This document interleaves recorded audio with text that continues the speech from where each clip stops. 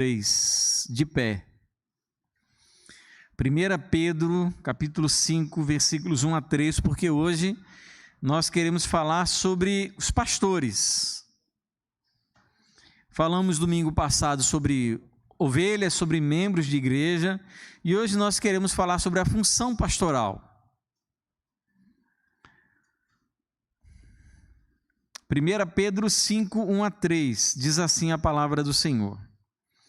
Aos presbíteros que há entre vocês, eu presbítero como eles, testemunha dos sofrimentos de Cristo e ainda coparticipante da glória que há de ser revelada, peço que pastoreiem o rebanho de Deus que há entre vocês, não por obrigação, mas espontaneamente, como Deus quer, não por ganância, mas de boa vontade, não como dominadores do que lhes foram confiados, mas sendo exemplos para o rebanho.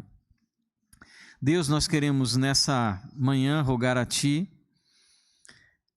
que o Senhor seja conosco na exposição dessa palavra, para que entendamos, ó Deus, o ministério pastoral e possamos, ó Senhor, desenvolver uma igreja, um ministério de igreja profundamente enraizado nas Escrituras.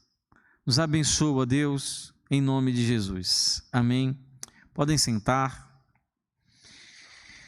Queridos, pastor, quando vai falar sobre o ministério pastoral, ele sempre queria que outra pessoa falasse em nome dele, para que as pessoas não tenham a impressão de que a gente chama atenção só para aquilo que a gente gosta. Mas eu procurei fazer um estudo bem aprofundado. Gostaria que fosse mais aprofundado, mas por causa do nosso tempo, eu tive que reduzir isso em alguns conteúdos.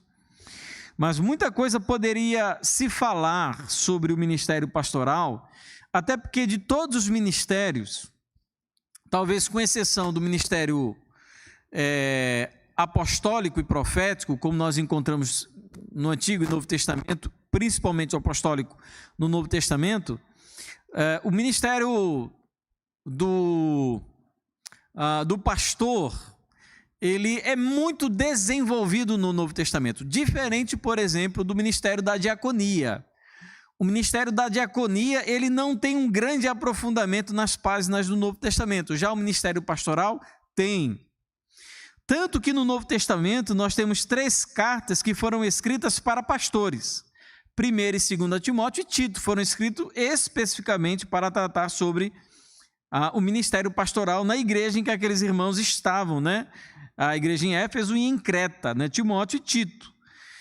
E a maior parte de toda a informação sobre o ministério pastoral no Novo Testamento vem dessas 2 epístolas. Nós temos algumas outras ocorrências no Novo Testamento, mas essencialmente o ministério pastoral ele é desenvolvido a partir da reflexão em cima de 1, 2 Timóteo e Tito. 1 Timóteo capítulo 3, versículo 1, diz um negócio que às vezes é difícil de acreditar. E a gente acredita porque foi Paulo inspirado por Deus, pelo Espírito, que diz que fiel é a palavra, se alguém deseja o episcopado, excelente obra almeja. Então, por um lado, de fato, a gente entende que o ministério pastoral ele é repleto de lutas e dificuldades. Não é fácil ser pastor. O pastorado em si, ele carrega uma série de lutas e dificuldades e de limitações. Eu vou dizer que na maioria dos casos, porque talvez a gente seguir por alguns pastores midiáticos que aparentemente não tem problema nenhum. Então a gente vê alguns homens só pregando na internet ou então nos congressos que a gente vai, aquele homem que pregou o mesmo sermão 30 vezes, então ele ficou muito bom em pregar aquele sermão 30 vezes, e eu não estou dizendo que isso é demérito, não. A mesma mensagem de Efésios capítulo 1 é a mesma mensagem 30, 40, 50, 200 vezes. Então, se eu pregar o sermão de Efésios capítulo 1, eu vou pregar do mesmo jeito ou o mesmo conteúdo todas as vezes, porque a palavra é a mesma, não tem como mudar. Agora, quando você prega um sermão 30 vezes, a 30ª vez é melhor do que a primeira, porque você se especializa em tratar daqueles assuntos. Então, quando, por exemplo, eu estou consultando um livro do pastor Hernandes Dias Lopes e vendo ele pregar sobre aquele livro, é exatamente a mesma coisa, quase como se fossem as mesmas palavras. Depois de pregar 30 vezes, você fica bom naquilo que você está pregando. E eu não estou, como eu disse, isso não é um demérito de você ouvir Augusto Nicodemos pregando. O que a gente não vê é o que está por trás da vida daquele homem. É as lutas, as dificuldades, os dilemas, as preocupações, o que ele enfrenta com a família dele, o que ele enfrenta com as ovelhas dele. Então, o ministério pastoral, ele carrega dentro de si desafios gigantescos, mas não deixa de ser uma excelente obra, porque é uma obra de lidar com a palavra de Deus e de pessoas que foram salvas pelo poder de Deus. Então, isso é excelente, não existe obra que possa se comparar à obra do pastorado, de você orientar ovelhas, de você conduzir pessoas para se parecerem com Cristo. E antes de entrarmos em alguns detalhes da atividade pastoral, ou seja, daquilo que os pastores precisam fazer, eu gostaria de definir alguns pontos bem fundamentais. Primeiro, pastores são sempre homens, nunca são mulheres. Essa ideia de colocar mulher no pastorado é uma ideia contrária à palavra de Deus. E eu temo que a introdução dessa ideia de que mulheres possam ser pastoras é o que tem conduzido muitas igrejas a descambarem para algumas heresias. Nós encontramos algumas igrejas luteranas que começaram introduzindo mulheres dentro do pastorado e agora introduzem casais homossexuais e outras, então, figuras dentro do ministério pastoral. Então, é como se fosse uma pequena abertura na represa, e através dessa abertura, outras coisas ela vai abrindo, vai se rompendo, até então que consiga passar qualquer coisa. Segundo, bispos, presbíteros e pastores são nomes que ressaltam funções diferentes para uma mesma pessoa. Então, quando a Bíblia fala sobre bispo, presbítero, pastor, não está dizendo cargo diferente na igreja, está se referindo ao mesmo cargo. Bispo e presbítero são exatamente a mesma coisa, com nomes diferentes. Essa é a minha perspectiva, que eu entendo, na verdade, das igrejas batistas. Nós não fazemos diferenciação, gradação, você começa como presbítero, como diácono, vira presbítero, pastor e de pastor bispo. Nós não temos essa hierarquia dentro da igreja. Nós entendemos como se fossem tudo iguais, como de fato eu olho para o Novo Testamento e percebo que sejam funções da mesma pessoa. Uma outra ideia que eu quero falar para os irmãos é que igrejas sempre devem ter pastor. Igrejas devem ser pastoreadas por um homem que foi vocacionado por Deus para este fim. Infelizmente, está se criando uma moda agora em igreja, e algumas igrejas batistas estão lidando com essa realidade, de que existem igrejas que não têm pastores, ou então que optam pelos chamados pastor substituto, ou como é que chama dentro do batismo, que fugiu a memória agora? Interino, né? O que não existe na Bíblia, pastor interino na Bíblia. Onde é que a gente encontra esse Novo Testamento? Não encontra. Mas a igreja ela não quer lidar com a realidade que ela precisa de um pastor de tempo integral cuidando da igreja. Então ela cria a figura do pastor interino, até porque às vezes é mais barato. Essa não é uma realidade do Novo Testamento. Se a igreja tem condições de ter um pastor, ela deve ter um pastor. Mesmo que seja um pastor que não seja de tempo integral, mas deve ter um pastor. Isso é o que a Bíblia nos ensina, apesar de que algumas igrejas, aparentemente, não ligam muito para o que a Bíblia ensina. Outra ideia que eu quero falar para os irmãos é que pastores não são sacerdotes. Eles não substituem a ação dos membros da igreja. Pastor não faz tudo. Ele não é um homem que tem todos os dons e seja aquele que há de fazer absolutamente tudo na igreja. Essa é uma ideia equivocada. A gente herdou isso do catolicismo romano. Então, se você estiver precisando de uma palavra e for o irmão fulano, que não é o pastor, der a palavra boa para você, não valeu porque não foi o pastor. Essa não é a realidade também que a Bíblia apresenta. Pastor não é sacerdote. Não sou padre. A Bíblia, quando diz confessem os pecados uns aos outros, não é confessa o pecado para o pastor, é uns aos outros. Outra ideia, pastores não são perfeitos e carecem de cuidado. Então, o pastor tem suas limitações, pastor cansa, pastor se afadiga, pastor se preocupa, pastor tem família, pastor tem filho. Então, assim, tudo que vocês são, o pastor é, só que às vezes mais. Porque eu me preocupo com a minha família e me preocupo com a família dos outros. Talvez você se preocupe só com a sua. Então, pastor tem defeitos e muitos, não somos perfeitos. O único pastor perfeito é o supremo pastor, que é Jesus. E uma última ideia é que o ministério pastoral tem um limite, que é a Escritura. O pastor, ele não pode ir além daquilo que diz a Escritura. A autoridade do pastor não vem simplesmente da unção que lhe é delegada pela sua ordenação. O pastor, ele tem um limite, é a Escritura. Se ele ultrapassa esse limite, ele já não está mais habilitado a exercer o pastorado, porque ele traz como responsabilidade principal cumprir aquilo que está na Escritura, como um juiz do Supremo Tribunal Federal deveria ter como função primordial cumprir aquilo que está na Constituição, sendo que eles não cumprem a Constituição que está na cabeça deles. Com o pastor não é assim. Pastor, ele é orientado pela Escritura, e se ele estiver contra a Escritura, a igreja tem a responsabilidade de advertir biblicamente o pastor.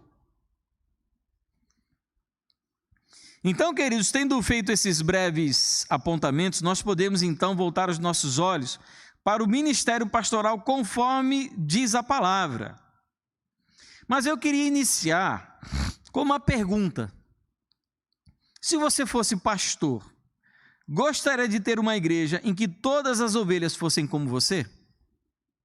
Se você fosse pastor de uma igreja e você pudesse escolher quem seriam as pessoas da igreja, todas você escolheria como você é, como ovelha?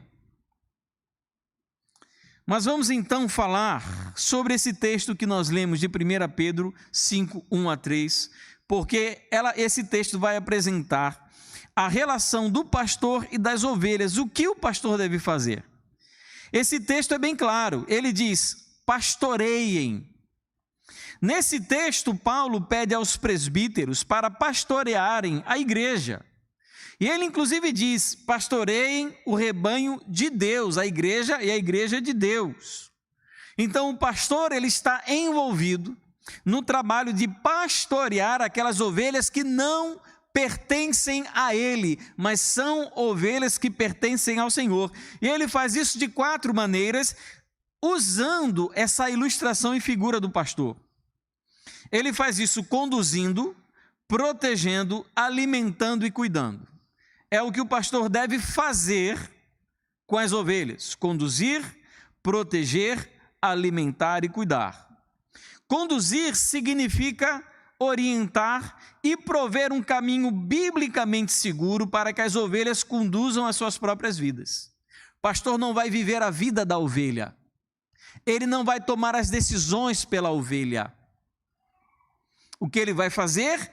Biblicamente conduzir aquelas ovelhas para que elas tenham condições de tomar decisões bíblicas para conduzirem as suas vidas. Segundo, proteger. Proteger significa alertar contra os perigos na caminhada cristã, especialmente os perigos doutrinários e espirituais. Então o pastor conduz, mas o pastor protege durante a condução, para que a ovelha não se perca, para que a ovelha não se deixe enredar por doutrinas heréticas, por pensamentos doutrinários errados, para que ela espiritualmente esteja protegida. Por isso o pastor às vezes é tão brigão. Briga por conta da doutrina, briga por causa de música errada, por causa de livro errado, por causa de ideia errada. A gente briga para salvar a vida da ovelha, para manter a ovelha no caminho, para proteger. Terceiro, alimentar. Então o pastor conduz, o pastor protege, mas o pastor também alimenta. Alimentar significa prover com campos verdejantes da palavra, para que as ovelhas sejam nutridas e possam crescer. Então o que o pastor tem que fazer? Prover as ovelhas de alimento espiritual que está na palavra. Ensinar a palavra. Expor a palavra, apresentar a palavra. Não é apresentar os livros da moda, não é apresentar notícia do jornal, não é apresentar psicologia, não é alimentar com a sociologia. A função primordial do pastor é alimentar, o que significa disponibilizar para a ovelha alimento bíblico maduro, de bom proveito para o crescimento da ovelha. Conduzir, proteger, alimentar e cuidar. Cuidar significa disciplinar os que precisam. Cuidar significa disciplinar os que persistem num caminho contrário àquele que foi ensinado pelo Supremo Pastor. Então, quando eu cuido, é aquela ovelha que está ferida, que está se desgarrando. O que é cuidar? É trazer de volta, é proteger, é mostrar para a ovelha que ela precisa ter um tempo de restauração. É tirar carrapicho, às vezes é consertar uma pata quebrada. O alvo não é o sucesso material ou social da ovelha.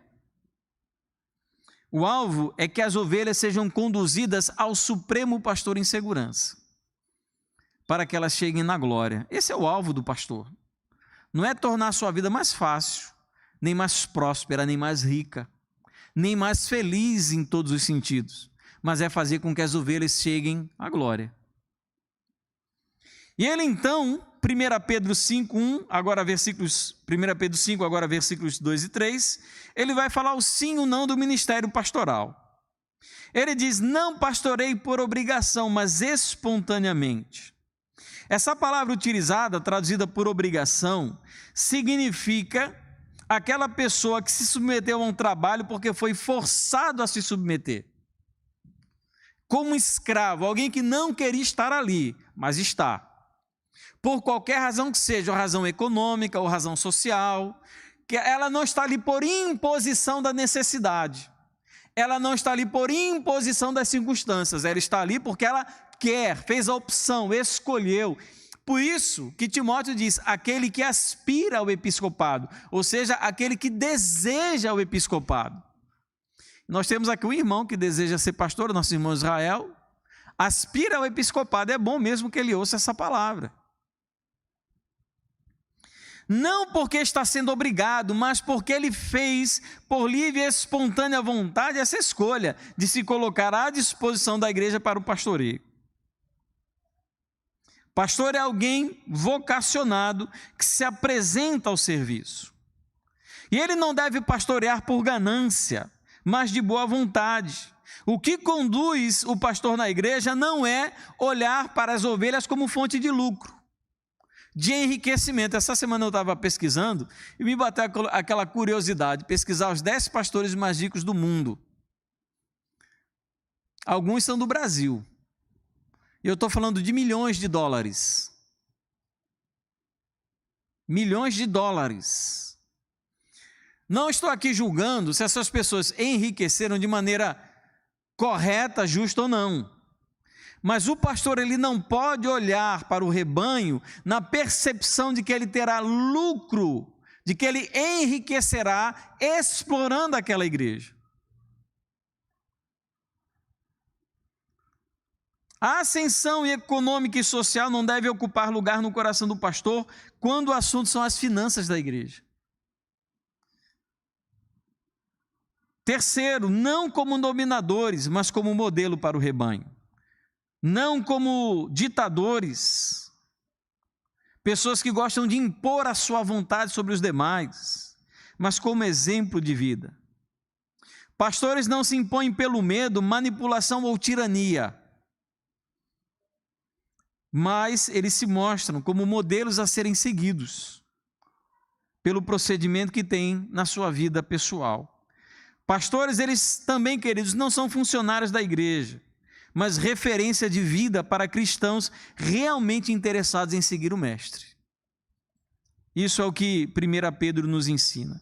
Mas o que deve fazer o pastor? Eu separei, amados, 7 funções que um pastor tem na igreja. Grande problema atualmente, amados, é que a igreja ela quer um pastor que seja multifacetado. Ele tem que ser bom em praticamente tudo na vida. Esses homens são extremamente raros, e eu digo mais, são extremamente caros também. Pastores perfeitos, nesse sentido humano, normalmente cobram valores elevados para ministrarem em igrejas. E se exige então do pastor um perfil de uma excelência tal que poucos são aqueles que realmente poderiam pastorear. E alguma dessas atribuições que se exigem do pastor, algumas são completamente inúteis para o desenvolvimento do ministério. Quais são então as demandas verdadeiras do ministério pastoral? Ou seja, com o que o pastor deve estar envolvido na igreja? Primeiro, e eu estou tentando colocar isso aqui numa ordem de importância, o que é mais importante. Primeiro, guardar a verdade. 1 Timóteo capítulo 4, 16, Paulo diz: cuide de você mesmo e da doutrina, continue nestes deveres. Ele não está dizendo essas opções, está dizendo deveres, porque fazendo assim você salvará tanto a si mesmo como aos que o ouvem. Primeira obrigação de um pastor é cuidar da sua vida espiritual, guardando a verdade na sua própria espiritualidade. Muitos textos chamam a atenção de que o pastor deve cuidar da doutrina. 1 Timóteo 1,3, 1 Timóteo 4,6 e 4,16, 2 Timóteo 2,15, Tito capítulo 1, versículo 9, Tito capítulo 2, versículo 1, todos esses textos dizem que é fundamental e primordial que o pastor tenha cuidado com a verdade de Deus. Porque a falta desse cuidado doutrinário que o pastor tem consigo mesmo, levou muitos a naufragarem na fé. 1 Timóteo capítulo 1, 18 e 19. O que falar, amados, de pastores que negociam e abdicam da verdade em favor de crescimento de igreja, de novos modismos? Eu estava lembrando essa semana, preparando esse estudo, né? E muita coisa nos vem à mente. E na igreja que eu pastoreava, antes dessa igreja aqui, nós éramos eu, pastor Júnior, que até hoje é um grandíssimo amigo meu, irmão do coração, e outro pastor, não vou falar o nome aqui por uma questão de ética. E esse outro pastor, ele estava numa crise porque ele queria implantar dentro da igreja o G12. E eu lembro uma vez a gente estava iniciando o culto, ele chegou do meu lado e disse: meu irmão, essa igreja aqui dava certinho no G12. E eu disse: no que depender de mim, essa igreja nunca vai ser do G12. E esse irmão saiu da igreja e abriu uma igreja do G12. Abdicou de muitos dos seus conhecimentos doutrinários sadios para abrir uma igreja do G12. Você tem que abrir mão de muita coisa. Isso, claro, da minha perspectiva teológica, bíblica. A igreja dele cresceu assustadoramente lá em Parnamirim. Vale a pena você abdicar da verdade, você colocar em risco a tua própria alma para você fazer uma igreja crescer? Não vale. A primeira função do pastor é guardar a sua alma, guardar na sua alma a verdade. Pastores devem ser profundamente bíblicos e comprometidos com a verdade da Escritura e não abrir mão dela em hipótese alguma. Não abro mão das minhas convicções bíblicas, a não ser que alguém me convença que elas não são bíblicas. Segunda função e obrigação do pastor na igreja: pregar a palavra. 2 Timóteo 4, 1 e 2, diante de Deus e de Cristo Jesus, que há de julgar os vivos e os mortos, pela manifestação e pelo seu reino, peço a você com insistência, que pregue a palavra, insista, quer seja oportuno, quer não, corrija, repreende, exorte com toda a paciência e doutrina. Segunda função primordial do pastor, ele não pode deixar de fazer, é pregar a palavra. Vários textos orientam que o pastor deve se dedicar especialmente à pregação da palavra. 1 Timóteo 4,13, 2 Timóteo 4,2, Tito 1,9, Tito 2,1 e 15. Todos esses textos dizem: pastor tem que pregar. E essa semana eu estava Não sei por que razão, eu tenho o pastor John MacArthur no meu Facebook, é tudo em inglês, e eu pouco de inglês entendo, mas sei lá, gosto às vezes de tentar entender algumas coisas que ele escreve. Admiro muito o pastor John MacArthur. E essa semana ele colocou no Facebook dele uma frase, né, que ele diz o seguinte: olha, quando eu fui me tornar pastor, eu assumi um compromisso para a minha vida toda, de que eu estudaria a Bíblia 40 horas por semana. Eu fico pensando o que o pastor John MacArthur faz mais além de estudar. Sou eu que vou dizer que ele está errado? John MacArthur é pastor das igrejas mais prolíficas dos Estados Unidos, autor de livros excepcionais. Para mim, hoje, ele é o melhor escritor evangélico da atualidade. O pastor tem que pregar a palavra. Dentre todos os dons, um não deve faltar ao pastor, o dom de ensino, 2 Timóteo capítulo 2, versículo 24. O pastor ele deve ter condições de aprender e se preparar para a pregação. Se ele não tem condições de pregar, de expor corretamente, compreensivelmente a palavra, ele pode ter todos os dons, mas ele não pode ser pastor.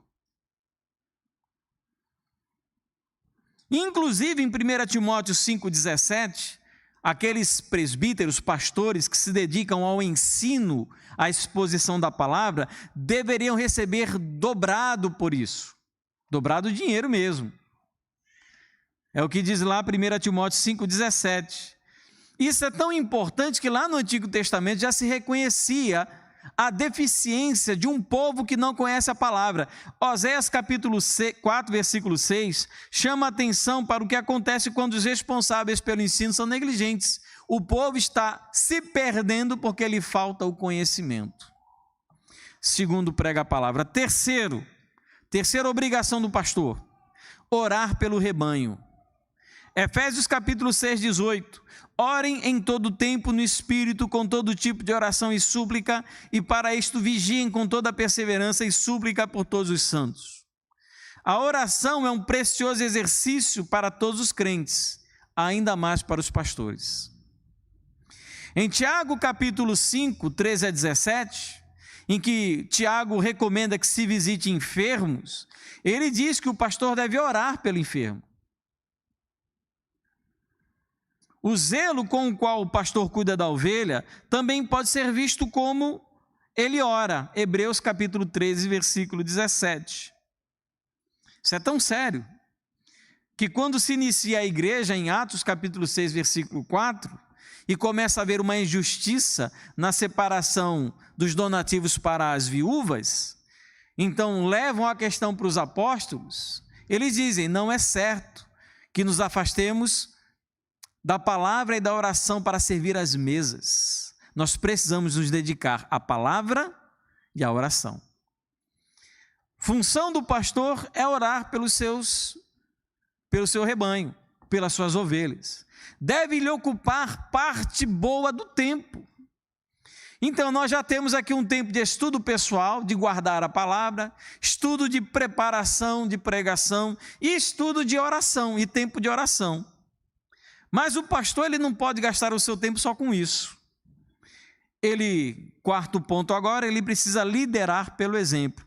1 Timóteo capítulo 4, versículo 12. Ninguém o despreze por você ser jovem, pelo contrário, seja um exemplo para os fiéis na palavra, na conduta, no amor, na fé e na pureza. Há uma considerável lista de qualificações para alguém assumir o pastorado. Por que uma lista? Inclusive no nosso regimento interno, está lá essa lista, ela está incompleta inclusive.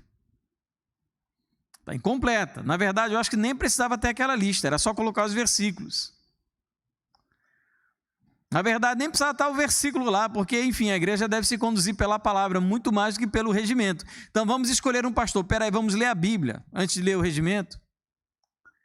Mas por que uma lista? Porque o pastor ele deve ser alguém dotado de tantas qualificações morais, intelectuais e ministeriais, para que se crie um modelo, um exemplo, um padrão. Então, por que o pastor tem que ser humilde? Para que a igreja seja humilde. Por que o pastor tem que amar a palavra? Para que a igreja ame a palavra. Por que o pastor tem que ser compassivo? Para que a igreja seja compassiva. Por que o pastor deve ser esposo de uma só mulher? Para que a igreja aprenda, os maridos, os homens, a serem esposos de uma só mulher. Então, o que está se criando ali é um exemplo, é um modelo. E a gente diz, ai meu Deus, tem que ser muito santo para ser pastor. Não, aquele é para todo mundo. É porque se cria a partir do modelo e do exemplo.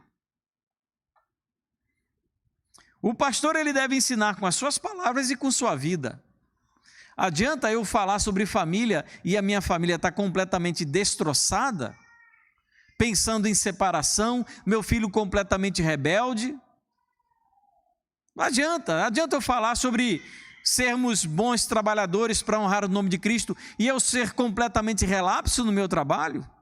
Não adianta. Então, o que se cria um modelo, tanto que em várias ocasiões, o apóstolo Paulo diz que ele deveria ser seguido como exemplo de que deveriam imitá-lo. 1 Coríntios capítulo 4, 16, 1 Coríntios 11, 1, Efésios 5, 1, Efésios 3, 17, 1 Tessalonicenses 1, 6, 2 Tessalonicenses 3, 7, 9. Tudo diz que eles devem imitar Paulo, que Paulo é o grande modelo daquelas pessoas. Liderar pelo exemplo. Quinta função pastoral. Aplicar a disciplina bíblica. 1 Timóteo 1, 3 a 5. Quando eu estava em viagem rumo à Macedônia, pedi a você que ainda permanecesse em Éfeso para admoestar certas pessoas a fim de que não ensinem outra doutrina, nem se ocupem com fábulas e genealogias sem fim. Essas coisas mais promovem discussão do que o serviço a Deus na fé. O objetivo desta admoestação é um amor que procede de um coração puro, de uma boa consciência e de uma fé sem hipocrisia. Outra coisa que o pastor tem que fazer é orientar a igreja na disciplina. Admoestando, isto é, repreendendo tanto o ensino que é errado quanto a vida que está errada. Disciplinar é corrigir, consertar, aprimorar, e disciplina de membro é uma responsabilidade essencial do pastor. Não estou me referindo à disciplina de exclusão, como nós encontramos em Mateus 18. Estou dizendo a disciplina da vida. Meu irmão, você precisa se consertar nisso aí. E tem gente que não gosta de ouvir a verdade dentro de igreja. Você acha muito santinho, muito correto, muito justo. A gente, meu irmão, você fez, está errado. Você está precisando pedir um perdão aí para essa pessoa. Tem que consertar a sua casa, a sua vida, a sua família. Sempre que um pastor está pregando a palavra, ele está trazendo disciplina para a igreja. Está orientando a igreja no caminho que ela deve seguir. Só isso? Não, ainda tem mais. Sexto, o pastor deve visitar os que precisam de cuidado especial. Tiago 5, 14 e 15. Alguém de vós está doente? Chama os presbíteros da igreja, e estes façam oração sobre ele, ungindo-o com óleo em nome do Senhor, e a oração de fé salvará, aqui tem um sentido de curará, né? Sarará o enfermo, e o Senhor o levantará, e se houver cometido pecados, estes lhe serão perdoados. Existem pessoas na igreja que precisam de visita pastoral. Talvez não sejam todos. Se eu tenho uma família que está muito bem na fé, está caminhando bem, os filhos estão sendo orientados na palavra, e eu tenho uma família que está em crise, processo de separação, qual é a minha prioridade? É fazer a visita social a quem está bem ou fazer a visita pastoral a quem de fato está precisando?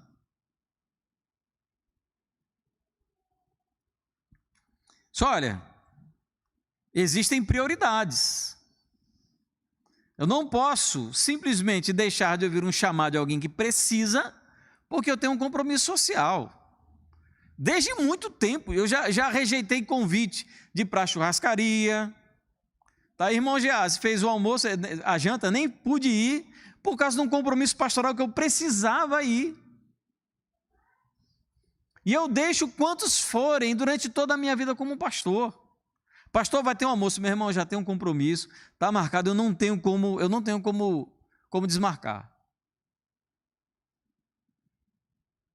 Agora, se é uma visita social e me chega, pastor, acabei de brigar com a minha esposa, estou fazendo as malas, estou indo embora. Eu ligo para a visita social e digo, meu irmão, eu vou precisar desmarcar com você porque eu tenho outro compromisso urgente. Eu espero que a ovelha entenda, porque eu não estou mentindo nem sendo preguiçoso. A gente não precisa e não deve estabelecer uma relação de desconfiança. Ah, o pastor deve estar dormindo essa hora. Ah, o pastor não está fazendo nada, o pastor é preguiçoso, porque o pastor não fez isso, não fez aquilo. Nós precisamos desenvolver uma relação de confiança. O pastor sabe as suas responsabilidades. E tem pessoas que precisam de uma visita.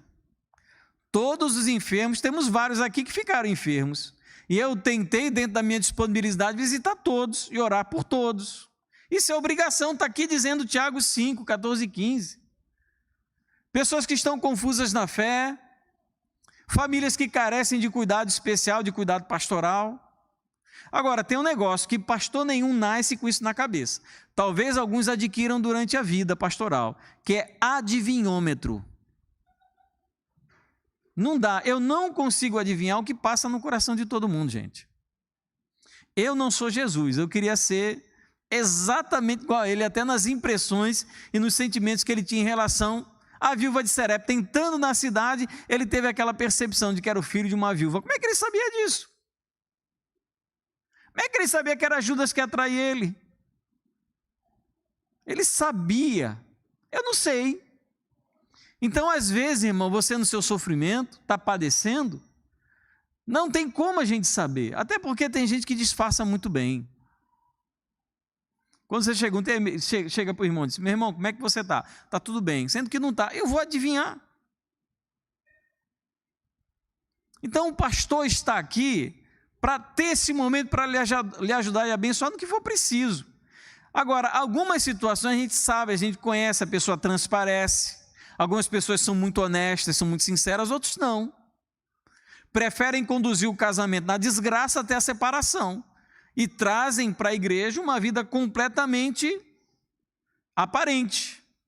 Mas ninguém sabe. E quando se propõe a fazer uma visita, os filhos tudo cheirosinho, hora antes de comer, casa toda limpa, quando o pastor sai o pau quebra. A gente não tem como saber, irmão. A gente precisa ter confiança, eu preciso ter confiança de dizer a você o que eu preciso falar, sem que eu seja alvo de críticas e maledicências. Ah, mulher, você não sabe o que o pastor me disse. Ah, mas não vou fazer isso não. Eu falar com aquela mocréia, falo jamais. Precisa ter a confiança, pastorar de relação de confiança. Queridos, durante a minha vida de pastor, eu ouvi coisa que vocês não têm ideia. Vocês não têm ideia das coisas que eu ouvi durante a minha vida de pastor. De coisas que as pessoas compartilharam duras, difíceis para a sua vida. E essas coisas vão comigo para o túmulo. Nunca cometi o pecado da falta de ética pastoral, de compartilhar com alguém algo que eu não deveria. São coisas que estão no meu coração, que talvez eu preferia sequer ter ouvido. Mas eu ouvi, eu precisei de alguma maneira ajudar e abençoar aquela família. Então não vamos desconfiar uns dos outros, vamos manter a nossa confiança. O pastor está aqui porque ele quer ajudar. Se eu não conseguir ajudar, a gente tenta encontrar alguém que pode, alguém mais experiente. Mas eu não quero destruir, prejudicar e fazer mal para a sua vida, de maneira nenhuma. O que eu quero é que você seja abençoado, produtivo no reino, feliz na sua vida, que você tenha um bom casamento, faça uma boa escolha para um casamento, que você obedeça a palavra, que você ame o Senhor, que você possa ver seus filhos, seus netos sendo criados e educados dentro. É isso que eu quero sucesso, bênção para a sua vida. Isso sou eu, amados. Talvez alguns outros pastores que até tenham passado por essa igreja não tenham sido assim. E eu não quero ser julgado como eles foram. Não posso julgar os irmãos pelas igrejas que eu pastoreei. Mas eu também não quero ser julgado como os outros pastores que pastorearam. Eu acho justo. É só isso? Não, ainda tem mais. O pastor tem mais coisa para fazer.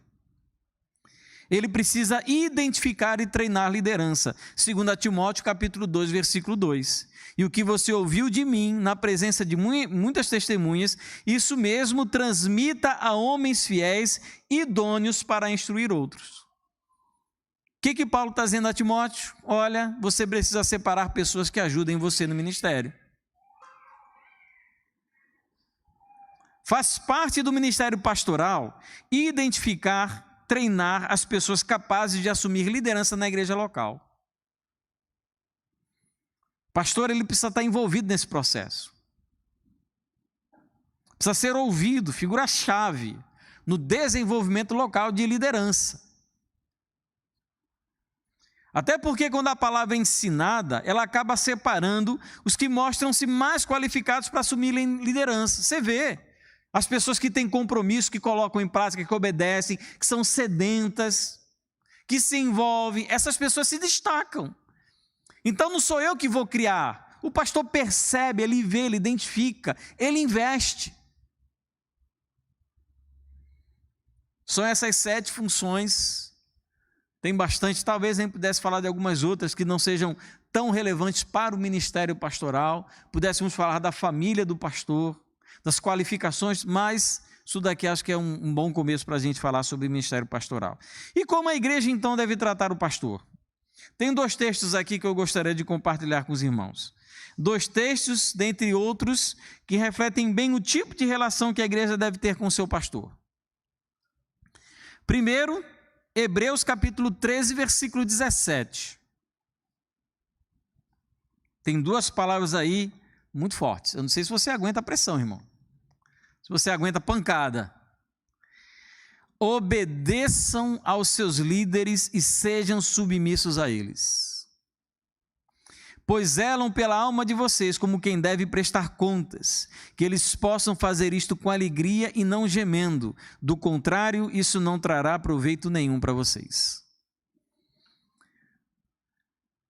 Obediência e submissão são 2 palavras muito fortes, do tipo que sempre gostamos de usar para os outros. A gente sempre gosta de cobrar submissão e obediência dos outros. A gente nunca cobra de nós mesmos.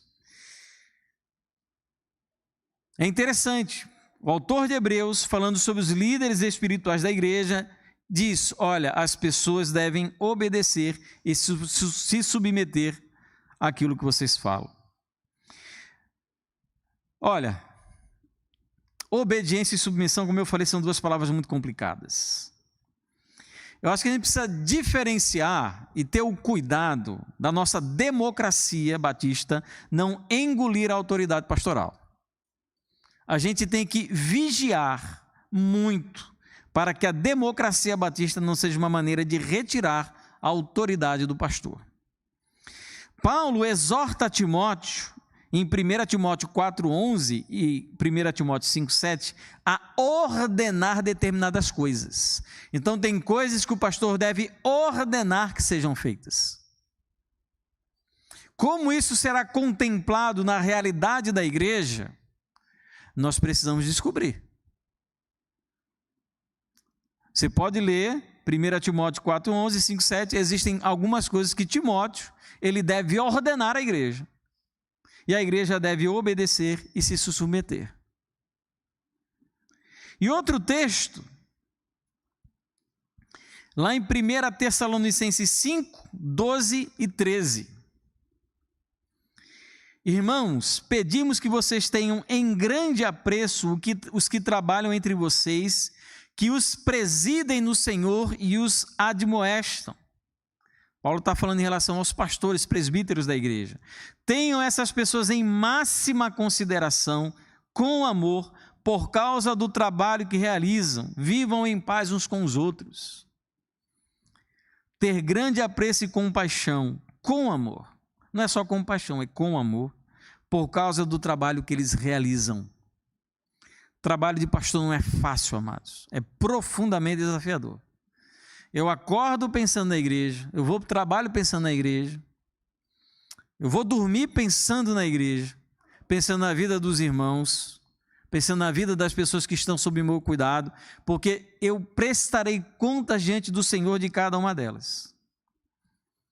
Como deve a igreja tratar o pastor? Com grande apreço. Principalmente, amados, se vocês têm um pastor que ama e ensina a palavra.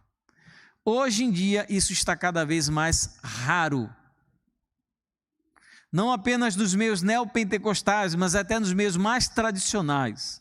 Expor, pregar a palavra é raro. Apreço e consideração com amor, porque o trabalho do pastor é um trabalho de excelência. Eu quero concluir. Vocês já perceberam que a tarefa do pastor é desafiadora e muitas vezes solitária. Pastor é conhecido por ter poucos amigos. É uma grande responsabilidade. Mas o que eu quero pedir aos amados é que a gente faça um exercício, com base em 1 Tessalonicenses 3, 6 a 7, onde nós lemos: agora, porém, com o regresso de Timóteo, Paulo falando sobre Timóteo, que foi dar notícias sobre a igreja a ele.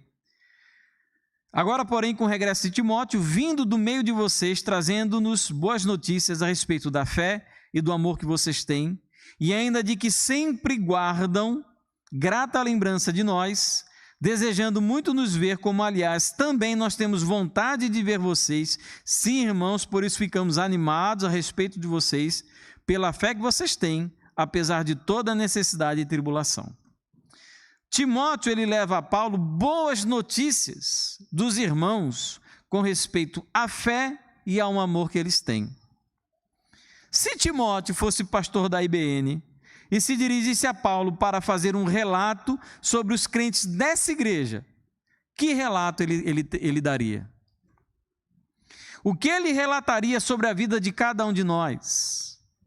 Será que ele falaria, como diz esse texto, sobre uma fé e um amor, sobre a perseverança no meio de muita tribulação? Ou ele falaria talvez coisas não tão honrosas e respeitosas acerca da nossa igreja, da nossa vida, que deixaria Paulo extremamente preocupado em relação àquilo que nós somos e aquilo que fazemos?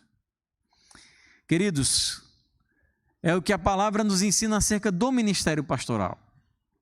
E a nossa oração, nosso desejo, é que a relação do pastor da igreja, a igreja e seu pastor, porque eu não consigo entender e compreender a relação do tipo, é o pastor da igreja, é o pastor contratado pela... Não, eu sou da igreja, eu sou parte dos irmãos. Eu não consigo dissociar, eu não aprendi na minha mente a dizer, eu estou pastor, como o pessoal diz, eu estou isso. Não, eu sou pastor, eu faço parte dessa igreja. Eu não tenho uma segunda possibilidade aqui. Eu não estou aqui julgando a possibilidade de um fracasso, eu estou aqui porque eu estou fechado com a igreja. No propósito de bênção, de crescimento e edificação. Então, somos nós, as ovelhas, como nós falamos domingo passado, pastores, que estamos envolvidos nesse processo de crescimento. O que é bom para todos e o que é ruim para todos, se for ruim. Eu padeço, os irmãos padecem. E essa relação ela deve ser construída segundo o que diz a Escritura, não segundo o que diz a nossa tradição eclesiástica, a não ser que ela esteja de acordo com a Escritura.